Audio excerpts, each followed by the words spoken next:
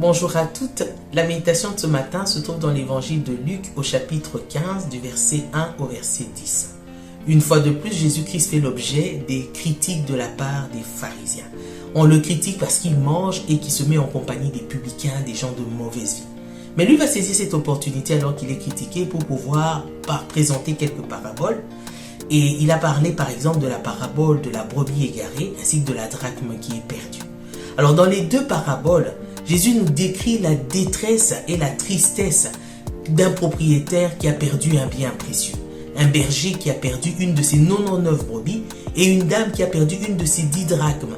Les drachmes sont des pièces d'argent qui représentent chacune le salaire d'une journée de travail. La brebis égarée ainsi que la fameuse pièce perdue représentent dans ces paraboles les âmes qui sont loin du Seigneur, les personnes qui sont égarées, éloignées de Dieu à cause de leur péché. Donc cet état de péché fait que ces personnes sont perdues. Et le propriétaire de leurs âmes a mis et il continue à mettre tout en œuvre pour pouvoir les retrouver. Comme ce berger qui avait laissé les 99 autres brebis dans le désert pour aller chercher l'unique qui était perdu.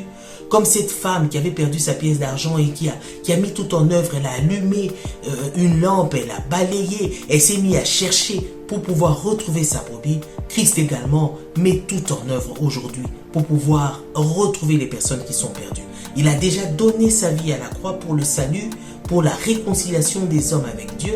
Et aujourd'hui, il continue à mettre des circonstances, il crée des opportunités pour que les gens soient sauvés, pour que les gens dans leur vie réalisent le besoin de se réconcilier avec le Seigneur. Mais un défi est quand même lancé à nous, Église. Levons-nous, allons parler du Seigneur, allons gagner les âmes, ramenons-les à leur berger, qui les cherche, qui est en peine, en souffrance, de voir qu'elles sont éloignées de lui. Et Christ à chaque fois conclut ces paraboles, ces deux paraboles, en présentant la joie qu'éprouve le propriétaire lorsqu'il retrouve ses biens qu'il avait perdus. Il fait la fête, il invite ses amis. Notre Papa Céleste, son cœur sera dans la joie lorsque une seule âme qui est égarée reviendra à lui. Alors Église du Seigneur, levons-nous parce qu'aujourd'hui c'est nous qui sommes les mains, les yeux, la bouche du Seigneur ici sur cette terre. Alors ces deux paraboles contiennent également un autre message, un message d'espoir.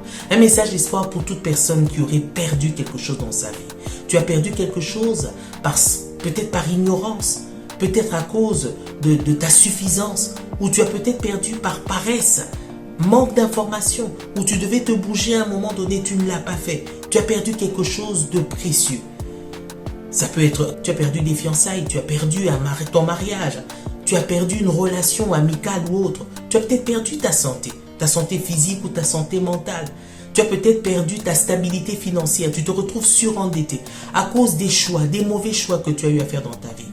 Le Seigneur te donne un message d'espoir ce matin. C'est qu'il est capable de t'aider à retrouver ce que tu as perdu. Ce qu'il te demande de faire, c'est fais comme cette dame. Prends la lumière de sa parole. La lampe allume sur ta vie. Scrute la parole de Dieu. Regarde par rapport à tes choix. Qu'est-ce qui t'a emmené là où tu es? Ou même si tu ne sais pas ce qui t'a emmené là où tu es, regarde ta vie. Mets la parole de Dieu. Mets la lumière de la parole de Dieu sur ta vie. Cherche.